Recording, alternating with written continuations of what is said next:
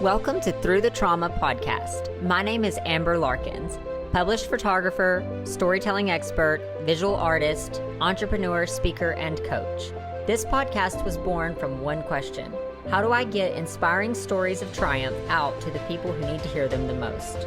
Come with me, enter my world, where lives are getting changed, heroes are getting developed, and greatness is being achieved. Hello and welcome to another episode of Through the Trauma podcast. I'm Amber Larkins, your host, and today I have with me Mr. Aaron Gray. Now, Aaron has a very traumatic story. It's heartbreaking for me to even hear, but he has used his trauma and is turning it to triumph because he has a big heart to really help men overcome their feelings. In fact, he has a podcast called Guys Dealing with Feelings. And we are going to get into his story and what has kind of motivated him and pushed him into doing what he's doing and really having a heart for men. But Aaron, thank you so much for being here with us today. Amber, thank you so much for having me on. I mean, it's heartbreaking to hear your story, and I know you're going to get into that. First, why don't you just tell us a little bit about yourself? Sure. Like you said, my name is Aaron Gray, and I've taken my awful circumstances and I've turned it into, we've all heard of PTSD, post-traumatic stress disorder. It's polar opposite, post-traumatic positive. And you'll find that once people have gone through a recovery type journey, that they'll find themselves trying to broadcast the positivity that they found. So we go through the darkest of times, we that much more appreciate the light when we come to it. We'll find that positive, wanting to share that light, wanting to broadcast that to all of those who find themselves where we once were. Kind of, look, it's okay. You can do it. If you just so decide, you can do it. And so what led me to where I've gotten is I had other children after my son passed away, and I had promised to stay in the fight, if you will. I wasn't going to commit suicide. I was going to stay in the fight for my other children. I had no other choice as I saw it. But I found myself in a position of what I would just refer to as stuck. I wasn't progressing. I wasn't getting any worse, but I wasn't growing. I wasn't getting any better. And, I was in my early 40s by this time. And I didn't want to continue down that road. There was just no way that was the best it could be, the best it could get. With COVID and a bunch of other factors, my ex-wife and I split up and went through a divorce, and that was kind of the next catalyst. That was, no more will I be miserable, no more will I be unhappy.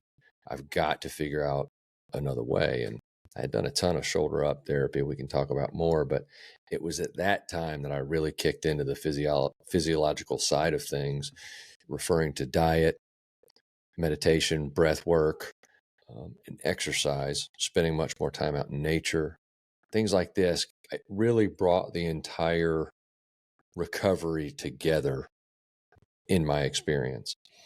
And what I figured out I had done, Amber, was it was called holistic wellness. And I was following guidance from professionals the entire time as far as therapists, but none of them really focused on the physiological side. They did talk about the EMDRs and the TMSs and the like, and those are all helpful. And I think that my entire journey was important. I don't want to discount any of the parts that I've done,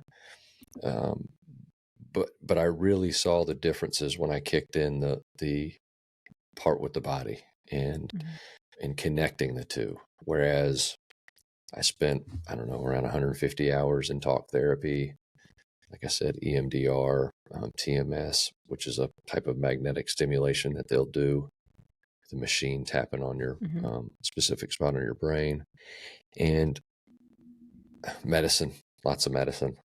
I want to get into those modalities that you used, but let's back up just a little bit because I want to talk about, like, you lost your son in a very tragic accident. You had children before him, so you had older children? Correct. There was 3 others. And was he the last, or have you had children since then? He was the baby. Like all things, it has a story to go with it. So we'll just go through the story real quick. Yeah. Joel was 5 months old at the time. I had 3 older children, 1 in middle school, 2 in lower school. So let's see, it was first grade. AK was 6 and 9. So I believe it was 4th grade. So first and 4th and 6th, I believe, were the grades. But the way it lands, and it's important to the story, is 2 were in elementary school, 1 was in middle school. The elementary school was set up across from the new daycare. It was only going to be the second day of daycare for the baby. Mom drops off the 2 younger children at elementary school, again, right there by where the daycare was. Goes back home, picks up the middle schooler and the baby, goes down the street to drop off the middle schooler. Things are hectic, things are crazy, but the baby's falling asleep. Mom doesn't go to the daycare. She pulls back. She had to pass the road to our house. Going to the daycare, she pulled right on our road, pulled into the house, went in and worked all day. Went to pick the baby up from daycare, and he was passed away in the back seat. So it was like 98 degrees that day in Nashville. So everything was normal and good. Our kitchen was ripped out at the time. We'd had a leak in the wall. And so, I mean, things were hectic, but things were normal. There, it wasn't a lot of extra strain other than the kitchen being out. So, but it was the first day of school. And what I've since learned is we will think we have done things that we did not do. And it's a recollection. A lot of times we'll get to a destination and not remember how we got there because we were so consumed with something else going on in our mind. We're not even paying attention. But there is studies on this. And, obviously as a father, I needed to know that this was an accident. Beyond a doubt, it was an accident. And so that shifted our entire family dynamic from, we left the house that day and never went back to it.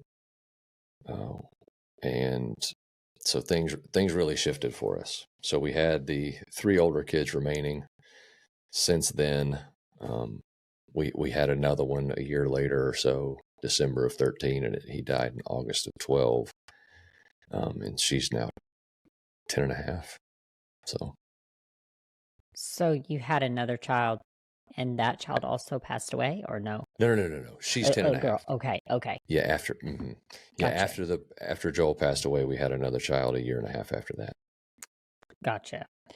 How old was he? 5 months. 5 months. So Yeah. I know I've had children, and I've had them, I've birthed them, and I know that first year, your mind is all over the place. You're trying to reestablish your new normal. I can only imagine the amount of guilt and things that you would feel in that situation. I mean, I want you to talk about the day that this happened and tell us a little bit about the story, but I'm curious, like, how did she cope with this afterwards? So, obviously I would want you to speak to her a little more on that, but she, we both have had a long journey. It's been a real long journey. And since our divorce, we've both, I first went out and got my general contractor, residential contractor's license where I can build up to a fourplex, new fourplexes, in single family homes. And she's back to practicing law, which she wasn't doing up until the time we divorced. So it seems clear that we were not doing well together. And it's just, there's so much grief and pain and struggle that goes with that. And then it just kind of cloaks everything.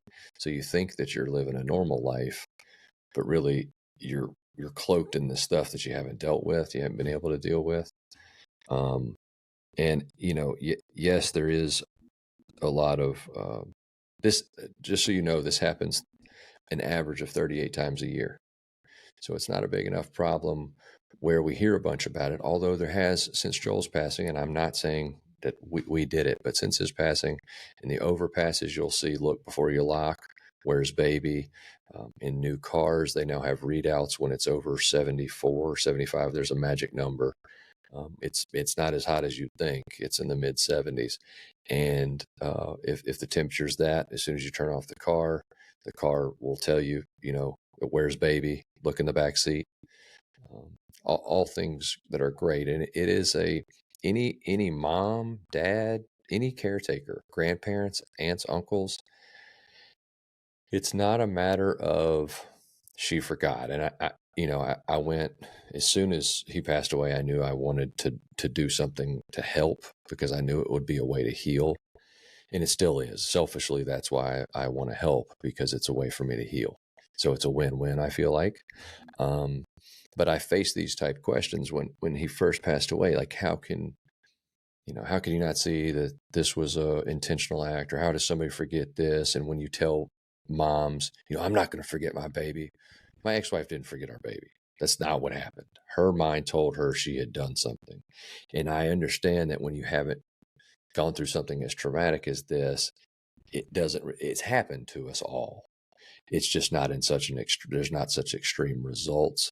So it wasn't etched and burned to our memories with the guilt, shame, whatever emotions go along with it. It's not there, but we've all done it. We all are, we know. I mean, if you have a partner, if you're listening and you have a partner and you have told this partner, one that you live with or whatever, intimate relationship, you've told this partner, you did something. I know I shut that door. I know I locked that door. I know I put that laundry in the dryer. I know I got milk and whatever. You did it. And then come to find out, I'll be daggum, I didn't do that. Mm-hmm. Well, when it's leaving a door unlocked, or it's leaving a stove on and the house doesn't burn down, it's not it doesn't come with as much. But to kind of back up and see a tragic situation like that, it's the same thing. Mm-hmm. She knew she had taken him to daycare and dropped him off, just like we knew we'd turned the stove off, or we knew we locked the door. She knew she had done it. And, the wrestling that she had to go through in her mind in the afterwards is just, a repetitive loop of how in the hell does this happen? Like, how did I do that? But it's done. I mean, it's just like leaving the door unlocked. You can't go back to last night in the middle of the night when the door was unlocked. It was unlocked just by the grace of God. Nobody broke in and killed us or whatever. You know what I mean? The house didn't burn down when I left the stove on. And I heard so many stories of, I left my baby in the car, but it was in the garage. Or we went to church and everybody went into the church house, but we left the baby. Or we left the church house and left the baby in the daycare at the church. It was just the conditions just weren't perfect. And, you say 38 times a year, but when you're talking about however many babies are born in a year, that's not a lot. And so it's a thing that does happen. And it's like, but it happens very, very little. And because the circumstances, like I said, have to line up just perfectly. And the only time I'd ever even heard of this happening, Amber, was people who had done it on purpose. As sick as that is, that's the only time I'd ever heard of it, whether they had gone to a bar or they had gone to shop, or, I think there was one that happened not too long after us, and he tried to make it out as if it was an accident, and then turned out it wasn't. So those are the type ones I had heard about before, but these accidental ones, in the stories, read almost identical. The day may be different. Obviously, the geographic location is different, but the story is the same. I knew I had dropped them off. Dad was supposed to take them to daycare, but he doesn't normally do it. And he gets in the car and drives straight to work and goes in and works all day. I mean, it's the same exact story. He just, he in that instance, he didn't think he dropped him off, or he did. Actually, there was one. He was like, I knew I had dropped him off. I knew I had dropped him off. So they know they've done something. They just didn't really do it. So that's what happens. And it's, with the tragic outcome like this, it just, I don't know, it just amplifies what has happened. And then we have to kind of undo it in our minds. And again, I can't speak on what exactly my ex-wife has and hasn't been able to do with that. I only speak on my side, and I am not the one who was, responsible, quote unquote, for it. So I can't speak on that part of it. Yeah, I understand that. I hear forgiveness, like you've forgiven her, like you don't hold any animosity. You know, you're just trying to heal from the traumatic situation. But how was that journey for you from the time? I mean, obviously there with grieving, like I think there's a process of grieving that as human beings we go through. So I would think there's a process of like almost disbelief and then, but like, what was that journey like for you when you, from the day that you found out about it until like now? Sure. So in the beginning, it was just, I don't know, the worst you can think, I guess. When people talk of heartbreak and heartache and all that, I learned where it came from because you physically hurt from the pain. And it's so wild how it happens because you wake up in the morning and the very first thought you have every time you wake up for months is, ah, thank God it was just a dream. And then you focus where you are and it wasn't just a dream. And then you're set right back into this nightmare. And it literally is like being in a nightmare. It is the best way I think you can say it. And I know that sounds, what a cliche or whatever, but and as far as the grieving process, so we went through this, and I think that this is a big factor. We all go through the grieving process differently, and we don't all go through the 5 stages of grief, but for the most part, we will. And the first part of your question, I made up my mind when I decided to stay with my ex-wife at that time that I had to forgive her. There was no you can't hold resentment or animosity or any of that and expect to stay in a relationship with any human being. It's just not going to work. And so I made my mind up to that, and I stuck to it until I didn't stick to it anymore, and we finally split. But in between that time, we both did a lot of uh, work on ourselves. It did, again, I don't think we did much growing. I don't know if we were albatrosses around each other's neck as much as we might have been affirmation for a lifestyle after the death of a child. And what I mean when I say that is if I was laying around in bed all depressed and she was out getting around doing great and happy and doing a lot of work, we'd split up then too. But if we saw the other one laying around depressed and it just kind of fed each other. So in that way, I believe we held each other back. Neither was growing because the other one was affirmed. This is my lot in life. This is how I'm going to have to live. And I believe we get stuck there. It doesn't have to be as bad as a kid passing away. It can be divorce. It can be custody issues. It can be childhood issues. It can be abuse. It can be any of these things that get us stuck. And we use confirmation bias. It's clear what we do. I would hear somebody tell me, Amber comes to me and says, Aaron, how long are you going to lay around depressed? Well, I know Amber hasn't lost a child. And I say, oh, did you just get up and get after it when your kid died? Obviously, I'm going to run Amber off. She's not going to come back and try to give me any more loving advice. And I'm going to affirm that Amber didn't know what she's talking about, because see, if she did, she'd have really argued her stance. It's silly. It's just silly. And all we do, and it's so clear in hindsight, and B, in extreme circumstances like mine, but somebody giving me solid advice like, hey, you just need to get up and get going. It's exactly what I tell people today, but I do have a child who's passed away, so you can't say that to me. So, and that's one of the things I felt like I was able to do. Like, I've got some skin on the wall when it comes to the trauma game. I've been through some really hard stuff that everybody can kind of say, okay, that was tough. I don't think it's the worst thing any human's ever been through. I've never said that, and I never will, but we all can agree that it's tough. And so I can look somebody in the eye and call them out, if you will, and say, hey, you've got an option here. You can choose to stay where you are and stay depressed and stay riddled with anxiety, or you can do something about it and you can live a full life, one maybe even better than the life you had before, because you'll do so much work in the process. You're going to clean up a lot of little messes that you had in your background. And so it gives them a choice. If one chooses to stay in their place, then that's fine, but they can no longer say they're stuck there. They now have to say that they choose to be there. Whether that's verbally acknowledging it to the world or to themselves, it's irrelevant. So back to my story, how I kind of grew Well, through can I that. So I ask you did a a ton of question? I go. want to Sure. ask I want to ask you a question on that specifically though. Do you believe that people like do you okay, so with grief, there's different stages of grief.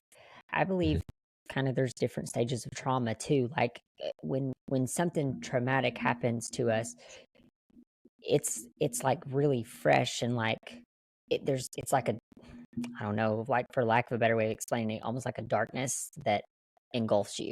It's like and after interviewing multiple people, I mean, I'm definitely no expert on this, but I wonder and I'm curious your thoughts. It's really hard when something is still so tender and fresh and like the wound is cut and it's open for somebody to say, "Hey, you need to pull yourself up and like get like how do you determine, I guess, is the question. Like, how would you determine when you're telling someone this and they're like, yeah, but it's been X amount of years since this has happened to you and this is still really fresh to me? Mhm. So it's a How do great you question. navigate that? Yeah, I think it's a great question, and it's very applicable. And my simple answer to you is, when one gets to a point where they're sick and tired of being sick and tired. So when they get to that stuck point, I want to change, but I don't think I can. And they're no longer really grieving. Now they're stuck, whether it's in one of the grieving stages or they've fallen into this is just how it's going to be, Mhm. complacency, I guess. And the level of trauma, I would say, is going to apply to a timeline as far as days go. How many days after, and there's no answer to that. It's a subjective question. It's going to be subjective to each individual, what they were going through before this, what did they actually go through, how are they responding to it, things like that. I know that some parents have lost children, and his is leaving me right now, but he's a very popular podcaster and author, and his son died, and within a week he made his mind up that he was going to make this the foundation of him trying to change the world. And so he went through it very fast, and it took me years to understand that I was circling around in a swimming pool that was going to do nothing but go down. Mhm. And so it's a matter of when one finds themselves where they feel the despair and they're stuck, but been able to they've stopped moving in the grieving process. So as you know, we'll go through the different stages, but we can get stuck in one of them. And it's when they become stuck in one of them, or they clear all of them, and then they're still just in this complacent, not moving place. And in that moment, and I wouldn't do it. I wouldn't come up to somebody whose son had passed away 5 years ago and say to them, "How long are you going to lay there?" Okay, I would be very tactful with my Mhm. communication. The question would remain, "How long are you going to lay there?" But it would be much more tactful. Like, do is this how you foresee the rest of your life? Is that really what you want? Is that what the deceased, is that what you think they would want for you? Questions along this line, and depending on where they are, because the bottom line to this is painful and is awful. To sit in depression and anxiety is awful, but it sucks, and it takes a lot of hard work and a lot of discipline and a lot of change and a lot of inner work and accountability and all that to go through this journey. And if one is not very, very dedicated to it, then they're going to have a hard time succeeding. And it has nothing to do with how I feel or what I think, where they are in the journey. It's where they are inside themselves. So the why is such a significant piece when one decides that they want to change their circumstances. So why are you doing it? Why, and for men, this part I direct straight at men is, for men, I wish it was the man in the mirror, but because of the history of humans, men in specific, in that history, we've been, our importance and our purpose has been found in providing. And so it tends to be easier for a man to look at one that he loves, whether it's a child, a mom, a spouse, a sibling, employees, an employer. It's easier for them to look at that person and say, I would be better for them if I could change the way that I am. So I'm miserable. I'm depressed. I'm always anxious. I just want to stay at home all the time. I'm horrible. I'm hard to be around. I'm conflictual. I'm all these different things that make me not as good of a, and fill in the blank here. Okay. And then when you decide that I want to change that, I want to be a better dad, I want to be a better husband or better son, I want to be all these things better, then at that time you say, well, that's why I'm going to tackle this. I'm going to get to the bottom of why I feel this way. And a lot of guys, I'll be 100% honest with you. I think a lot of people who struggle with these things don't understand that they've suffered something traumatic. And obviously my story doesn't fit this, but they don't understand that they're dealing with something, whether it's from their childhood that they don't recall because it's been suppressed so long, or it was a vehicle accident or some physical trauma that they suffered. And they thought it was just, oh, well, once the bone's healed, I was good. Mm-hmm. And when we don't process it, it gets in there and it festers like any other wound. Mm-hmm. And then there we sit, we're dealing with this, I'm agitated all the time. I'm angry. I can't find patience. I'm stressed. I'm overwhelmed and nothing seems, well, we're in, I know one of your previous guests got into it. He was in the science community, and he can go into depth as far as the exacts, but we're talking about reactions and things inside of us that are going on. So hope that answers the question. Sure. For sure. And I love that, how you describe that too, because I deal with that a little bit. I won't go into detail, but just in sometimes having guests come onto this podcast, because I'm like, I want you to be at a point of healing to where you are motivated to grow and thrive and help other people through it. Because there is something, you can take a very traumatic story and turn it to triumph, or turn that pain into power. Does it make it easier? I don't know if it makes it easier, but I do think that it somehow like shields the blow a little bit when you can, whatever type of trauma someone's dealing with, if they can then use, like, hey, I'm going to use this story and I'm going to help other people through this. Mm-hmm. Because you and I talked before we got on here. I can't imagine your trauma, Mm-hmm. and I talk to so many guests that have all different sorts of trauma, and I'm like, I can't even imagine. Mm-hmm. Me being an empath, I feel a lot of that, but I still Sure. can't imagine. So I think people like yourself sharing your story, and it's powerful. And I definitely commend you for it, but I don't want to get too off subject. I want to get back to your story. I just was curious about that question specifically. Yeah, sure. And I think I was going through the trauma kind of at the beginning in the stages that we went through as a family. And the reason I want to get back to this to share it is I feel it's very important. And we learned early on, I invited 3 different sets of parents into where we were staying who had lost children. One was like 30 years out, one was 10 years out, or 6, something like that. It was a long time ago. And then one was like 8 months out. And I wanted to see kind of what it looks like.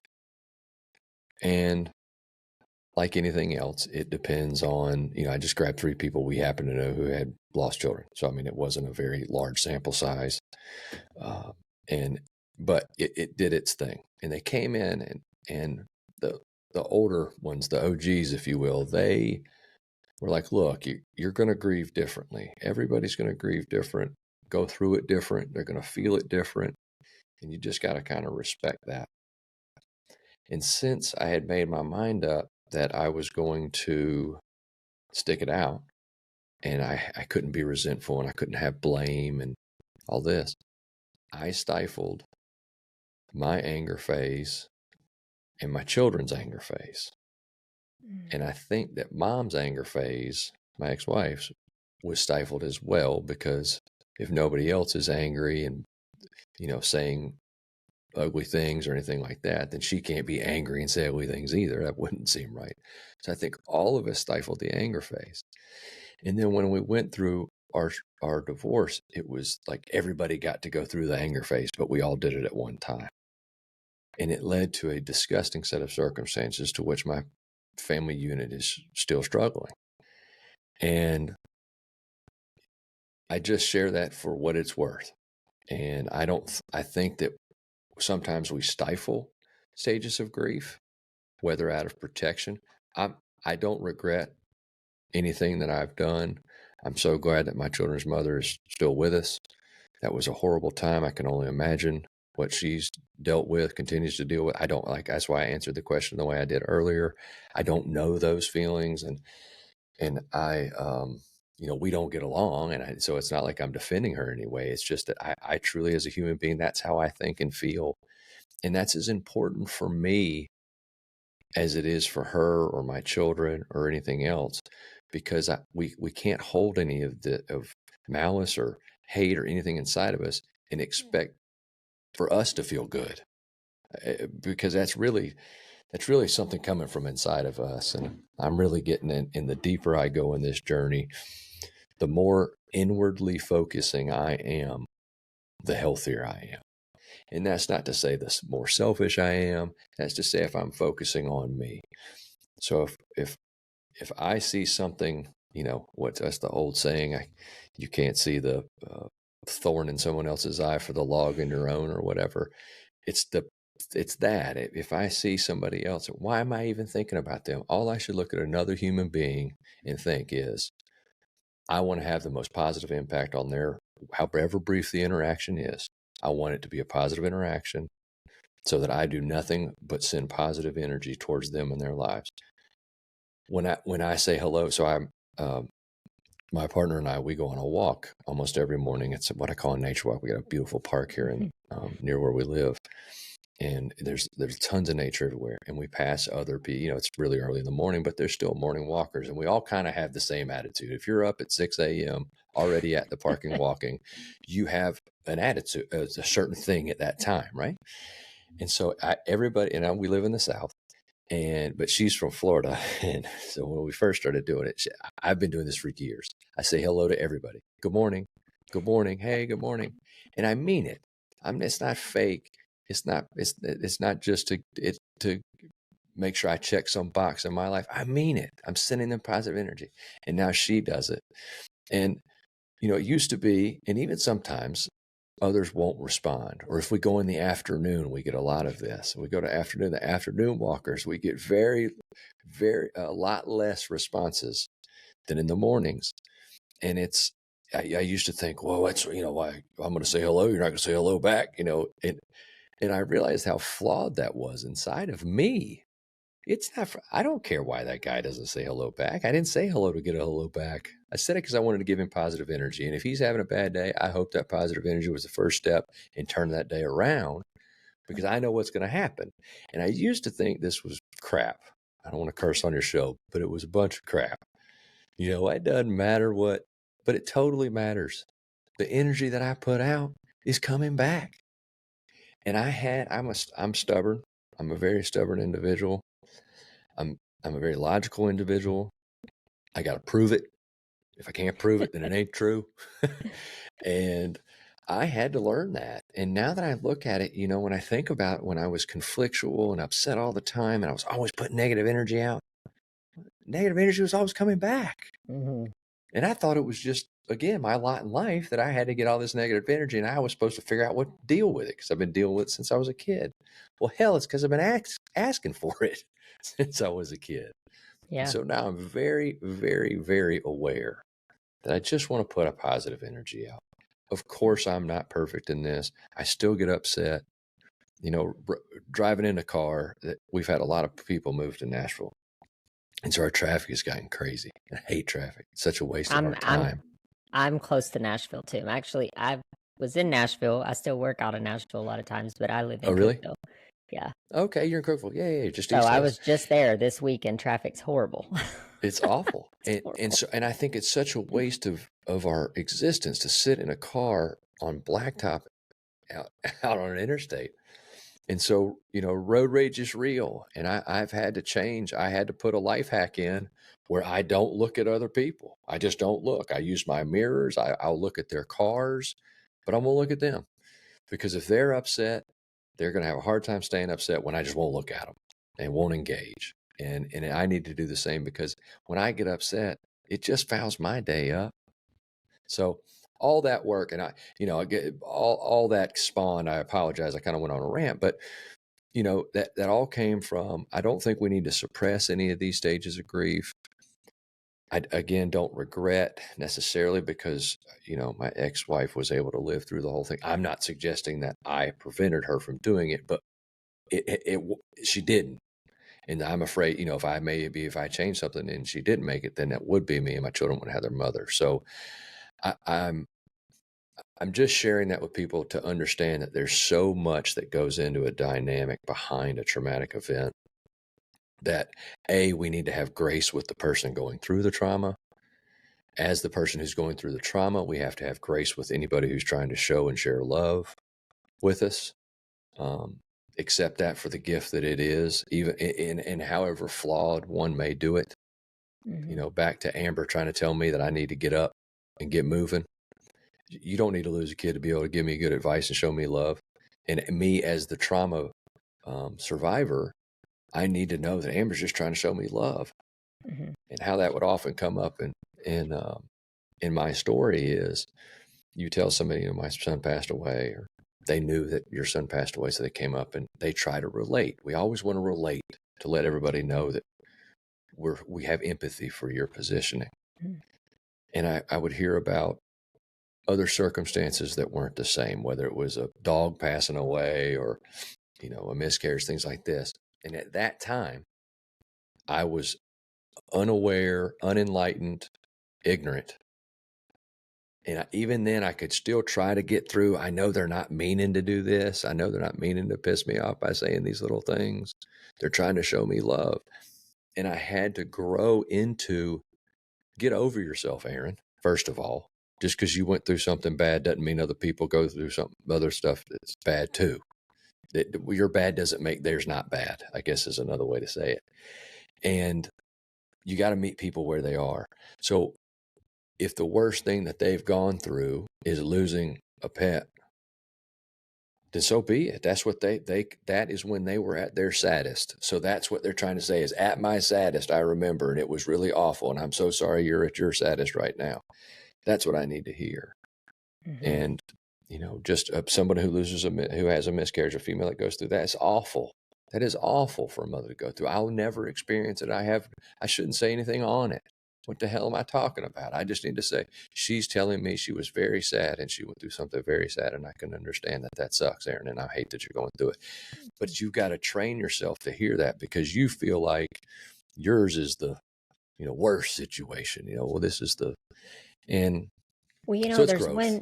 There's one other thing that, like, one other factor, I guess, that you can add into that I've meditated on this a lot, is this idea of, you can focus on the one situation, but there's so many things, there's so many dynamics that go into that person before that situation even happened.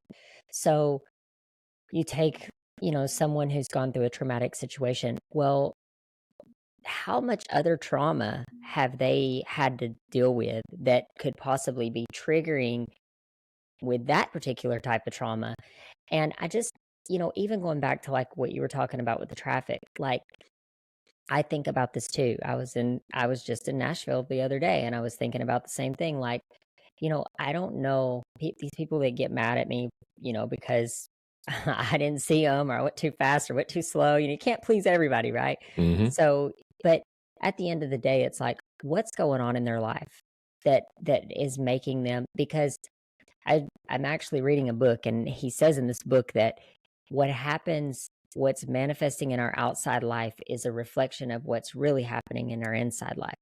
So if someone decides they want to flip me off or cuss me out or ride my bumper, or I'm just using traffic as an example, but, for me to look and say, okay, something is going on with them, like, let me pray for them, or at least let me bring a positive vibe into the situation, because I don't know what they're going through. Maybe they're going through a divorce. Maybe they're going through the loss of a child. Maybe they're going through something immensely traumatic that I can't even relate to. And I think when we approach like humans and that from that angle, it does give us a sense of empathy, and it also helps us like understand. Like, okay, now I can understand why you might act like that. Does it make it right? No. And I can hug you, but then I'm going to tell you like, hey, you shouldn't treat people that way, you know. Sure. But I just I think that's the bottom line of empathy, like just having empathy. And the thing is, we really, until you've walked in someone else's shoes, you really don't know. I can't say what, and even your story here that you're discussing today, you're telling us that story, but we don't know the background of what happened, in your childhood. We don't know yeah, and I'm not saying there's anything happened, but No.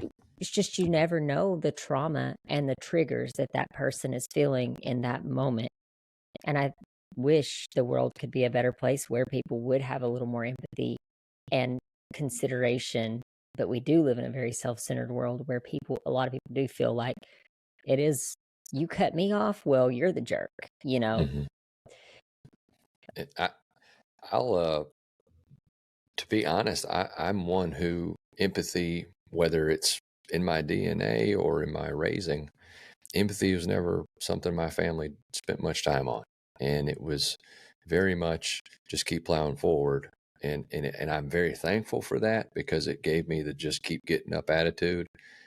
Life definitely knocked me down as a young man and as a child. I've done a lot of work going back into, I call it core beliefs because in the world of man, we hear inner child and we run screaming in the other direction.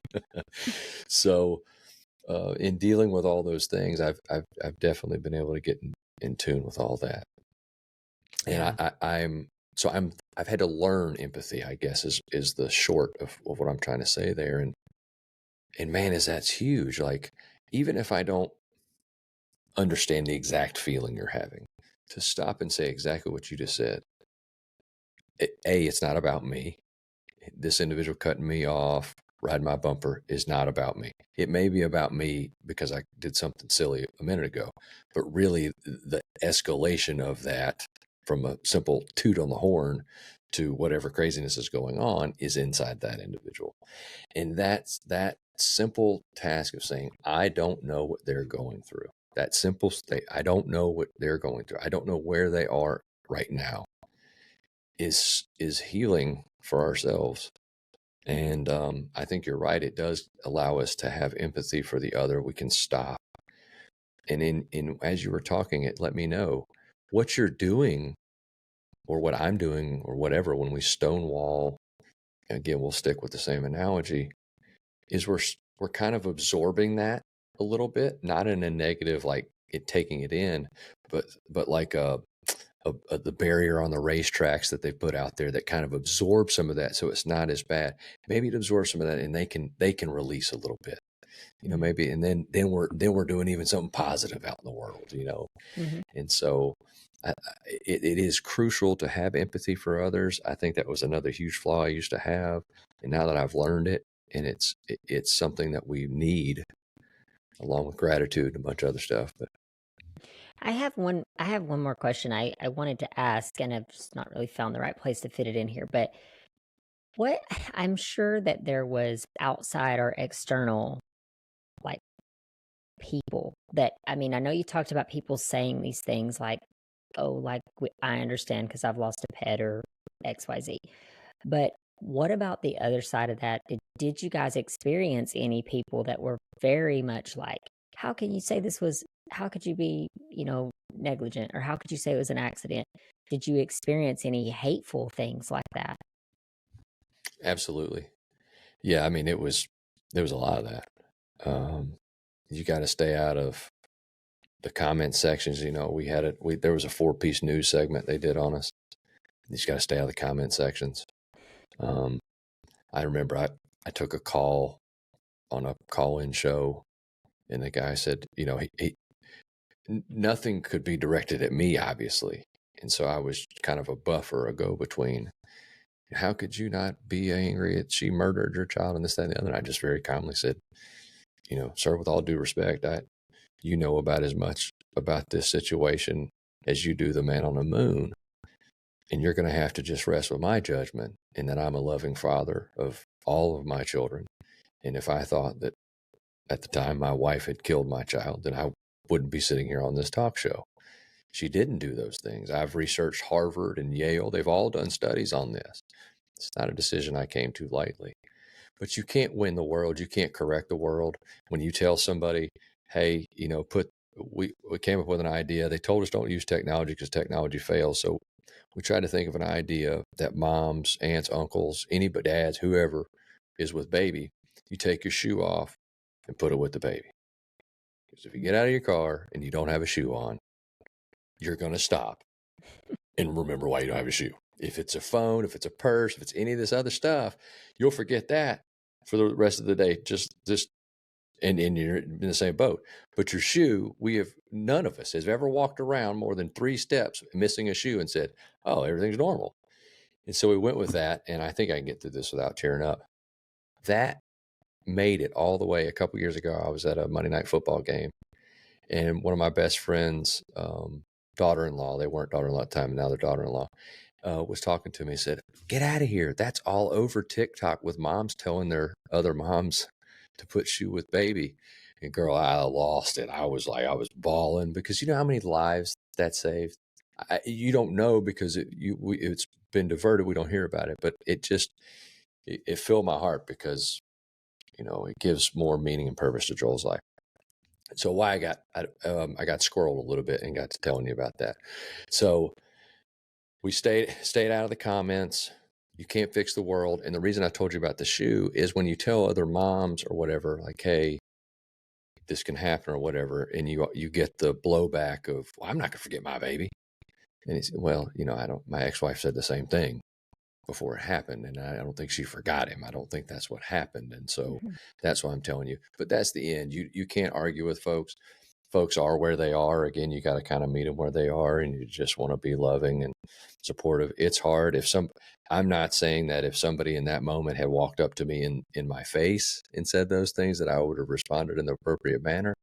I probably would have reacted and not responded. But in a place where I am now, I can very calmly say, I just think that maybe you're missing some of the facts, and that's why you're being so harsh with your judgment. And then I would fall into, the more enlightened, the more reflective, not the more stones you throw. And so I think it's such a tragic scenario, and we face so many of these things in our lives, whether it's we're looking at a friend's divorce, or we're looking at a friend's actions, or we're looking at, something as bad as a child passing away, and we're worried about who's right. I mean, how often we look at the news or the social media, and what are we constantly doing? We're constantly judging other people's actions. And I think instinctively where that probably comes from is having to size up people for safety purposes. So, as we go back through our humanness, we need to judge, who is this individual? Are they a threat to my life? And now what we do is, how much money do they have? What kind of taste do they have? Who are they voting for? What's their sexual orientation? All these judgmental things pop into our heads just immediately upon meeting somebody. I can't remember how many crazy number of judgments we do in a split second when we first meet somebody. But that's to my point of, the more I need to step outside of that. All I need to do is give this person positive, be inside of me.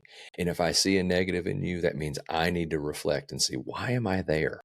What is it about my ego or about me that even cares what's going on with this lady? You know what I mean? What she looks like, it has no effect on me. Now, if somebody's hurting somebody else or hurting something, now we're talking about a totally different scenario. But as long as they're just hurting themselves, it's not, I just need to give them kindness. Well, there's this thing too with judgment. I feel like, people's quick to say, like, oh, don't judge, don't judge, don't judge. But I do believe there's a healthy form of judging, and then there's an unhealthy form. So if I'm looking at you and saying, oh, I'm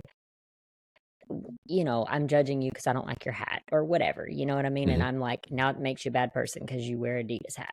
I don't know. It's something ridiculous, but that's what we do as human beings.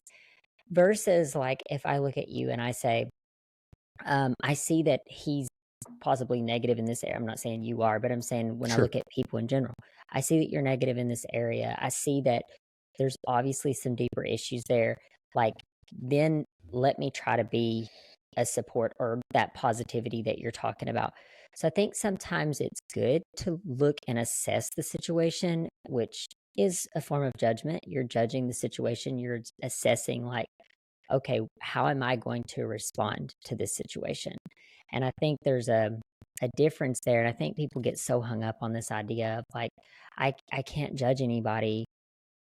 Well, if somebody's doing something that's detrimental to themselves, like, you would want to judge them, but you would also want to handle that with an empathetic heart, a compassionate heart, and handle it like with kid gloves. You know what I mean? Like, they're obviously struggling in that situation. So you want to be that support and not condemn. And I feel like the reason I even have a stance on this is kind of right there at the end what you were talking about. It's the extremely difficult, I'm not going to say impossible, it's the extremely difficult balancing of what you just said. And I was doing it. I won't go into too much details about it, but through my children and the things that they've gone through and experiences they've gone through, seeing it through a judgmental lens, even a protective judgmental lens, like I feel like you're harming yourself. Okay. That led me down a path of thought where I didn't need to be as a father. Okay. So that's where a real crossroad and conflict hit me. And I was like, why am I doing that? Why am I feeling this way? Why am I because I hadn't been this way at the beginning. And I realized what I was doing, and the judgment was allowing me to get into an area. It was almost as if I had a pass because I had this thought or this judgment. I had a pass to then change my positive reaction. So that's why I use it that way. Mhm. I 100% agree. We must be assessing all scenarios at all times as human beings, again, to make sure we're not going to be harmed. We do, and the way I ensure my positivity is always radiating is to not get what I'm calling judgment versus assessment. So, not to get tripped over semantics, I think that judgment, if we're going to use it in that term, is definitely necessary. I just find that it's so easy to kind of steer into that negative tiering, if you will, Mhm. because they're this, then I'm now allowed to, it's easy to see when we agree with, I guess, when we agree with it, well, they don't need to be that way. They're hurting themselves. And it's easy for us to steer into that, because we Well, it's think we're part of doing what's right. But it's part of who's human right, nature. Yeah, I just feel like it's human nature. Like, I Yeah. catch myself, I have to correct myself. Like, we're human, so our brain is going to tell us to, like, oh, that person shouldn't be that way, and you feel Mm-hmm. like negative towards that, and you have to correct it in yourself. And I think Yeah. that's where the power is. If you are able to do that, and you're like, okay, hold on, let me change my perspective. It's going back to the traffic is a perfect example. It's like, instead of just like, oh, this person's driving me insane, because I'm human. I had those thoughts, you know, Sure. and we all do. And I think it's just, I, I, I do feel like the judgment card gets like overused. I definitely don't think you are overusing it, Sure. but I think for our listeners, it's good to make that establishment that, like, judgment, or we'll call it assessment, is it's a good thing. But judging someone and condemning them Mm-hmm. when you don't know what they've been through, then that's where it gets really bad. Um, Mm-hmm. but I know we're getting like close to the end of the hour, but I do want you to go into detail a little bit about your podcast, because I love what you're doing. First of all, I commend you for taking this pain and really directing it towards something super positive. I'm sure you are impacting so many men, And just by you being willing to talk about such a traumatic situation and not stuff that inside, I feel like that in and of itself is helping who knows how many people. So I do want you to tell us a little bit about like your podcast and your direction with that podcast, because I know you're shifting some things, and I want to be sure that my listeners know kind of what to expect when they come and listen to your podcast, because I'm definitely going to direct my guys over there. Sure. Um, so tell us a little bit about that. Yeah, sure. Thanks so much for asking and giving me a chance to share. Guys, Dealings with Feelings is born out of the post-traumatic positive that I'm trying to do. So the impact that I'm trying to make, or would really like to make, is to shift the narrative around men and mental health. And I say men not because I want to exclude women. I think women can get plenty from listening to my podcast, but I want to focus on men because historically there's been a major lack in people focusing on men. That's the first reason. The second reason is I'm a man. So I know what that part of it, how that's made up and how I feel, and naturally just the way that I am and the makeup. Men are from Mars and women are from Venus, or whichever way it went. And it's so true. We are very different in certain areas. I don't think I'm not saying one's better than the other. That's not what I said. We're different from one another. And that means that we deal with things differently. And so that's the approach I'm trying to take is, hey, I'm a man.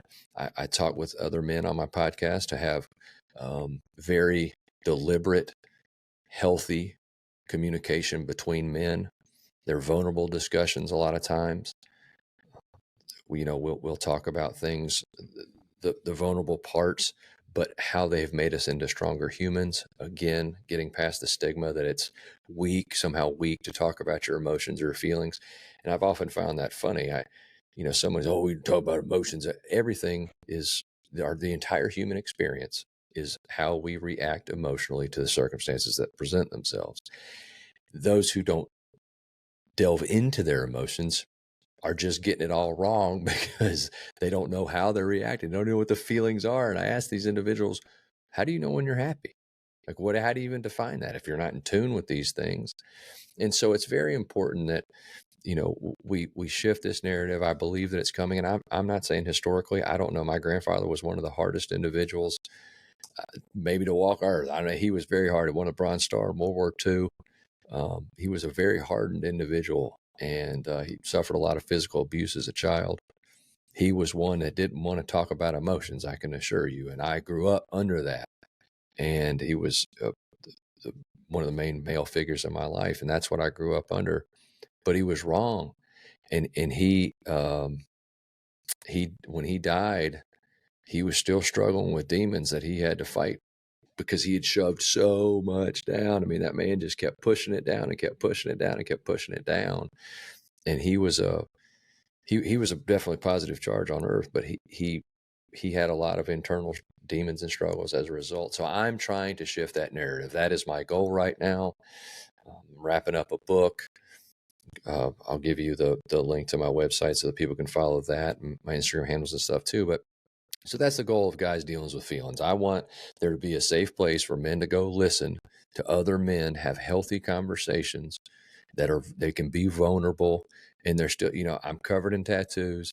I can cuss with the best of them. I can talk crazy with the best of them. I can conflict with the best of them, but I can also sit down and tell you that, man, I really screwed that up and I'm sorry.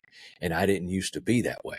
I used to just be able to do the angry, conflictual, negative part. And now that I've learned, I can see and have empathy for the man who is just negative and who doesn't want to talk about it. I can see that, and I can see him, and I want to help him. I want to let him know that it's better. This is better. I'm stronger. I'm better. I can now outcompete my peers in certain areas because I'm able to understand them and myself because I've been able to dive into all this. So yeah, I'm excited about it. And I've got a good friend of mine since we've known each other since high school. He's been a therapist for 17 years, trauma certified in a bunch of different areas. And he and I are going to have a lot of communications on this podcast.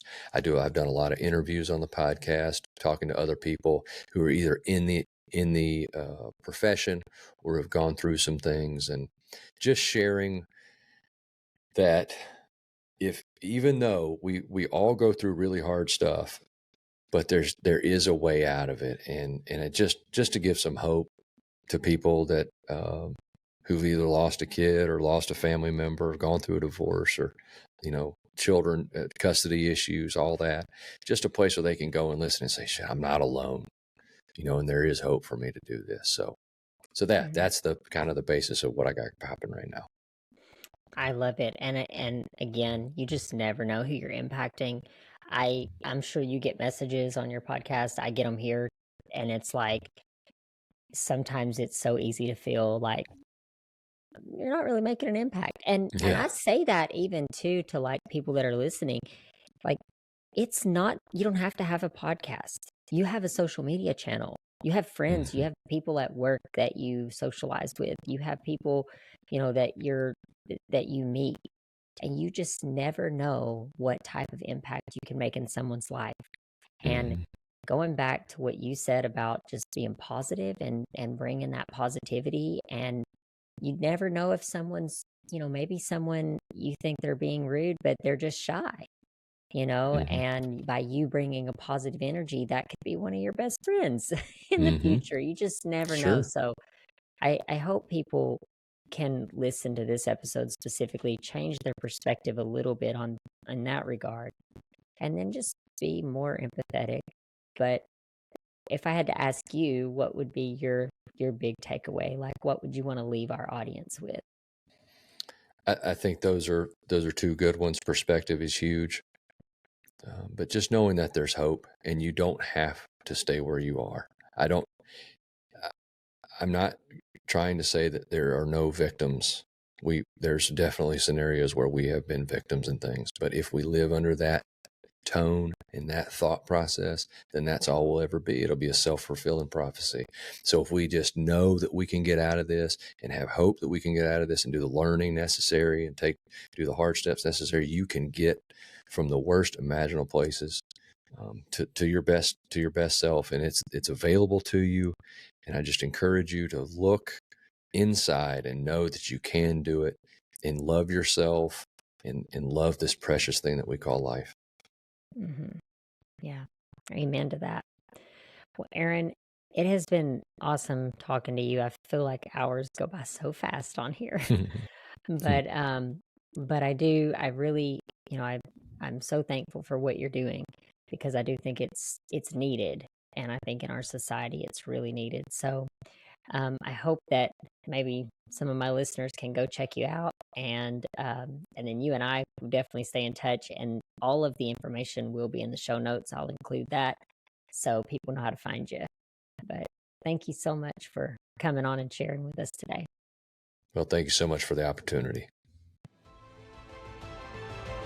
Thank you for listening to Through the Trauma podcast. If you have found value in this episode, or believe in the mission behind what we are doing, please subscribe so that you never miss any future episodes. Also, be sure to check out our transformation project at transformationthroughtraumaproject.com, where we help inspirational stories get heard on a larger scale through multiple platforms. If you know someone who can benefit from this episode, please share it with them. Until next time.